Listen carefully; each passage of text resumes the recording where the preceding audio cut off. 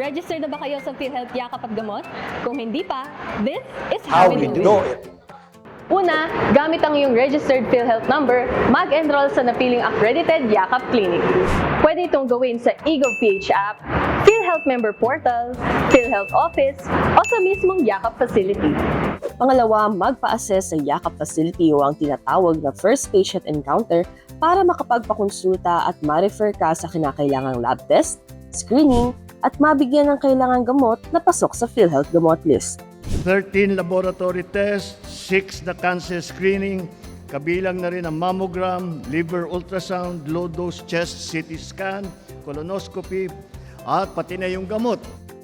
Mandato ni Pangulong Bongbong Marcos Jr. na ilapit ang serbisyong pangkalusugan sa mga pasyente para hindi na nila kailangan pumunta sa malalaking ospital para magpatingin.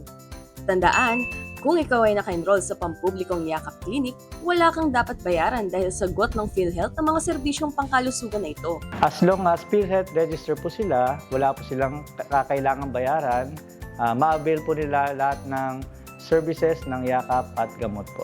Kung pribadong Yakap Clinic naman ang mapipili mo, pwede ka lang nilang singilin ng hanggang 900 pesos kada taon para sa kahit gaano karaming konsultasyon at iba pang serbisyong pangkalusugan na saklaw ng PhilHealth Yakap.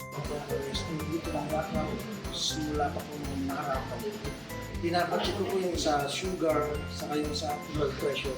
So mahalaga po na mag-register po sila kasi layunin po ng ating Yakap ay yung sa prevention of diseases. Kahit siguro po wala tayong nararamdaman, kailangan po natin magpa-check up. Kaya huwag na maghintay pa, mag-enroll na sa PhilHealth Accredited Yakap Facility malapit sa inyo at magpakonsulta. And that is how we do it.